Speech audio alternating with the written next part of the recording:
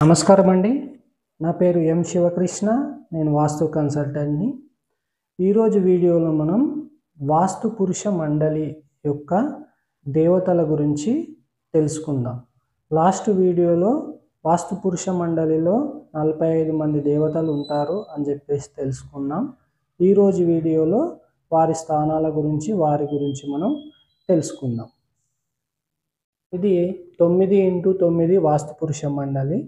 So దీంట్లో 45 మంది దేవతలు. సో మనం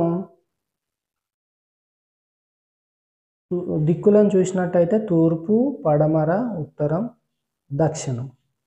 సో మనం ముందుగా తూర్పు దిశ వైపు ఏ దేవతలు ఉంటారు అనేటువంటిది మనం చూద్దాం. ఫస్ట్ను శిఖి లేదా ఈశాన్య అని కూడా పిలుస్తామండి. సో ఈ బాక్స్ ఏదైతే ఉందో ఈ బాక్స్లో శిఖి దేవుడు లేదా ఈశాన దేవుడు అనేటువంటి దేవుని యొక్క స్థానం ఇది. సో అందుకే దీన్ని ఈశాన్యం అని పిలుస్తాము. ఎందుకు? ఈశాన దేవుని యొక్క స్థానము కాబట్టి ఈశాన్యము అంటే ఈ మూల లేదా ఈ బాక్స్ని మనం ఈశాన్యము అంటాం. తర్వాత రెండో స్థానంలో పర్జన్య, మూడో స్థానంలో జయంత, నాలుగో స్థానంలో ఇంద్ర, ఐదో స్థానంలో సూర్య, ఆరో స్థానంలో సత్య, ఏడో స్థానంలో వృష, ఎనిమిదో స్థానంలో అంతరిక్ష, తొమ్మిదో స్థానంలో అగ్ని. ఇక్కడ అగ్ని దేవుని యొక్క స్థానము ఈ బాక్స్. అందుకే ఈ మూలని మనం ఆగ్నేయము అని పిలుస్తాం. ఏ దేవుని యొక్క స్థానం అయితే ఆ దేవుని పేరు మీద పిలుస్తాం అన్నట్టు. అలా అలాగే ఇది మనం తూర్పు దిశ వైపు అలాగే దక్షిణం దిశ వైపు చూసినట్టయితే ఉష, వితత, గృహక్షత, యమ, గంధర్వ, భృంగ, మృగ, పితృ లేదా నైరుతి. కొన్ని బుక్కులలో పితృ అని ఉంటే కొన్ని బుక్కులలో నైరుతి అని ఉంటుంది. సో ఇక్కడ నైరుతి అనే రాక్షసుడు ఉంటాడు. సో ఈ నైరుతి అనే రాక్షసుని పేరు పైన మనకి నైరుతి అనేటువంటి పేరు వచ్చింది. నైరుతి మూల అని మనం అంటాము. ఎందుకంటే నైరుతి రాక్షసుడు ఈ మూలలో ఉంటాడు కాబట్టి నైరుతి అని పిలుస్తాం. పడమర నెక్స్ట్ దేవారిక, సుగ్రీవ, పుష్పదంత, వరుణ. కొన్ని బుక్కులలో ఇక్కడ మనం జలాదీపాన్ని కూడా ఇస్తారు. సో జలాదీపాన్న వరుణాన్న ఒకటే. నెక్స్ట్ అసుర, శోష, రోగ, వాయు. పడమర దిక్కున ఈ దేవతలు ఉంటారు. ఈ లాస్ట్ భాగం వచ్చేసి మూలలో వాయుదేవుని యొక్క స్థానము కాబట్టి మనం ఈ మూలని వాయువ్య మూల లేదా వాయువ్య దిశ అని పిలుస్తాము. ఈ దేవుని యొక్క పేరు పైన మనం వాయువ్య మూల అంటాం. అలాగే ఉత్తరంలో నాగ, ముఖ్య, బల్లాట, సోమ, మృగ, అదితి, దితి. సో మనం ఈ 32 మంది దేవతా స్థానాలు 4 దిక్కులలో తూర్పు, పడమర, ఉత్తరం, దక్షిణం 4 దిక్కులలో కూడా 32 మంది దేవతా స్థానాలు ఈ విధంగా ఉంటారు. సో నెక్స్ట్ రుద్రదేవుని యొక్క స్థానం ఈ 2 బాక్సులు అండి. అలాగే రుద్రజయ ఈ 2 బాక్సులు. తర్వాత పృథ్వీధర దేవుని యొక్క దేవతా స్థానం ఈ 6 బాక్సులు అండి. ఈ 6 బాక్సులు పృథ్వీధర దేవత యొక్క స్థానం. తర్వాత ఈ 2 బాక్సులు, అపవత్స 2 బాక్సులు. అలాగే ఆర్యమ దేవుని యొక్క స్థానాలు ఈ 6 బాక్సులు తూర్పు దిశలో. అలాగే సవిత ఈ 2 బాక్సులు, సవిత్ర ఈ 2 బాక్సులు. సో ఇక్కడ దక్షిణం చూసినట్టయితే వివస్వాన్ యొక్క దేవతా స్థానాలు ఈ 6. సో అలాగే ఇంద్రజయ ఇంద్ర ఈ 2 బాక్సులు, ఇంద్రజయ ఈ 2 బాక్సులు. తర్వాత మిత్ర స్థానము ఈ 6 బాక్సులు.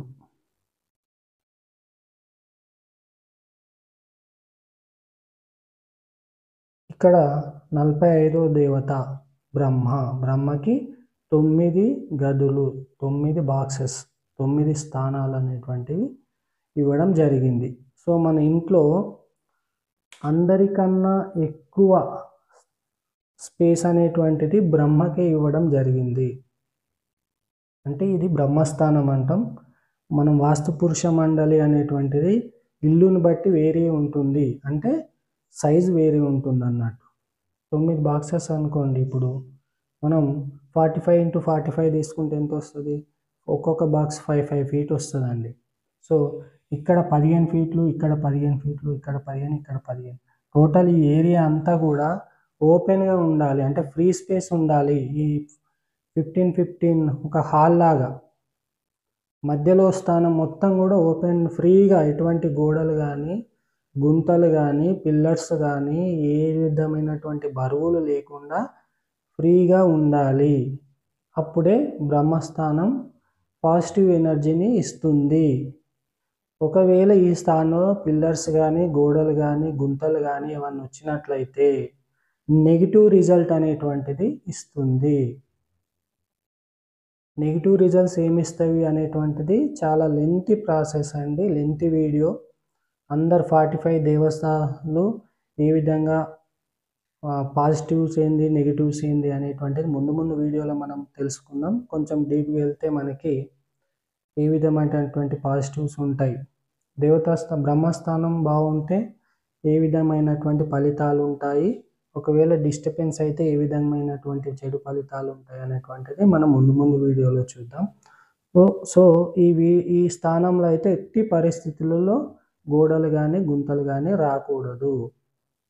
సో అలాగే అన్ని స్థానాలలో కూడా 45 మంది దేవతా స్థానాలలో ఎక్కడ కూడా గుంతలు కానీ పిల్లర్స్ కానీ రాకూడదు, బరువులు కానీ డిస్టర్బెన్సెస్ కాకూడదు.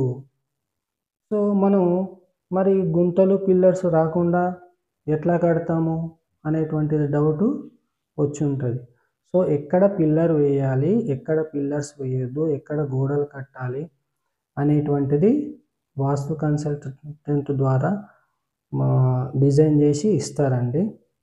సో మనం సొంతగా కట్టుకున్నట్టయితే మన ఇష్టం వచ్చినట్టు కట్టుకుంటాం, అంతే కదండి. ఎవరైనా సొంతగా కట్టుకుంటే ఇష్టం వచ్చినట్టు కట్టుకుంటాం. లేదంటే మనం ఒక సివిల్ ఇంజనీర్ దగ్గరికి వెళ్ళినాం అనుకోండి, ఇవన్నీ చూస్తాడు ఆయన. ఏం చూడకుండా నీ టోటల్ సైజు, పొడవు ఇంటూ వెడల్పు ఎంత ఉంది, ఎంతలో కట్టాలనుకుంటున్నావు అనేటువంటిది చూసి దాన్ని బట్టి నీకు ఎన్ని బెడ్రూమ్లు కావాలి, హాల్ ఎంత ఉండాలి, కిచెన్ బాత్రూమ్ ఏ సైజు, స్టాండర్డ్ సైజ్ అనేటువంటి ఉంటాయి. ఆ స్టాండర్డ్ సైజ్ని ఇంప్లిమెంటేషన్ చేస్తాడు. ఎన్ని బాత్రూమ్లు కావాలి, ఎన్ని బెడ్రూమ్లు కావాలి, దేవతా రూమ్ ఎటువైపు తీసుకుంటావు అన్నీ మనల్ని అడుగుతాడు. సో మన రిక్వైర్మెంట్ని బట్టి ఉన్న స్థలానికి పొడవు వెడల్పులు, గది సైజు, మాస్టర్ బెడ్రూమ్ కొంచెం ఎక్కువ, మిగతా బెడ్రూమ్ కొంచెం తక్కువ, దాంట్లోనే ఒక టాయిలెట్ ఇస్తాడు. సో ఇట్లా మన అవసరానికి తగ్గట్టు ఆయన మార్చి మౌల్డ్ చేసి ప్లానింగ్ చేసి ఇస్తాడు. సో ఈ విధంగా మనం చూసుకున్నట్టయితే ఒకవేళ ఆల్రెడీ మనకు కట్టిన గృహం ఉంటే కనుక ఈ విధంగా ప్లాన్ వేసి చూసుకుంటే మన దేవతా స్థానాలు ఖచ్చితంగా డిస్టర్బెన్స్లో ఉంటాయి. ఒకసారి మీరు చూసుకోండి. సో సివిల్ ఇంజనీర్ ప్లాన్కి వాస్తు కన్సల్టెంట్ ప్లాన్కి చాలా తేడా ఉంటుంది. యాజ్ పర్ వాస్తు అని వాళ్ళు ఇస్తారు, బట్ ఇక్కడ కూడా వాస్తు అనేటువంటిది నార్మల్గా ఫాలో అవుతారు తప్ప పూర్తిగా వాళ్ళు ఫాలో కారన్నట్టు. సో ఏంటంటే ఈ దేవతా స్థానాలు డిస్టర్బెన్స్ అవ్వకుండా చూస్తే ఇంట్లో ఉన్న వాళ్ళకి మంచి జరుగుతుంది. డిస్టర్బెన్స్ అవుతే నెగిటివ్ ఇంపాక్ట్ ఇంట్లో ఉన్న వాళ్ళపైన పడుతుంది. సో మనం ఇల్లు కట్టుకునేదే మంచిగా ఉండడానికి. ఇంట్లో అంతా నెగిటివ్ ఎనర్జీ ఉంచుకుంటే కనుక, ప్రొడ్యూస్ అవుతే కనుక ఆ ఇంట్లో ఉండడానికి కూడా ఇబ్బందిగా ఉంటుంది. కొన్ని ఇళ్ళల్లో చూడండి, ఇంట్లో పోయి కూర్చుంటే ఇబ్బందిగా, వేడిగా, చిరాకుగా అనిపిస్తుంది. అదే బయటికి వెళ్ళి కూర్చుంటే చాలా మంచిగా అనిపిస్తుంది. కొన్ని ఇళ్ళల్లో ఇంట్లో ఉంటే చాలా మంచిగా అనిపిస్తుంది, ఇంట్లో నుంచి బయటకు వెళ్ళబుద్ధి కాదు, మనకి వెళ్ళడానికి రాదు. ఎందుకంటే ఇంట్లో పాజిటివ్ ఎనర్జీ అనేటువంటిది ఉంది కాబట్టి మనం ఆ ఇంట్లో ఉంటున్నాం. అదే ఆ ఇంట్లో ప్రొడ్యూస్ అయ్యే ఎనర్జీ నెగిటివ్ ఉంటే నెగిటివ్ ఇబ్బంది, ఇంట్లో ఉండలేము, నెగిటివ్గా ఉంటుంది అంతా. ఎప్పుడు ఈ విధంగా వాస్తు పురుష మండలి మన స్థలానికి గీసుకొని అందులో 45 మంది దేవతా స్థానాలు తీసుకొని ఏ దేవతా స్థానాలు డిస్టర్బెన్స్ కాకుండా ఇల్లు యొక్క ప్లానింగ్ తీసుకున్నప్పుడు వాస్తు ప్రకారంగా ఇంకా చాలా విషయాలు ఉంటాయి, ముందు వీడియోలో మనం తెలుసుకుందాం. ఈ విధంగా తీసుకున్నట్టయితే ఆ ఇంట్లో ఉండే ఎనర్జీ పాజిటివ్గా ఉంటుంది ఆటోమేటిక్గా. సో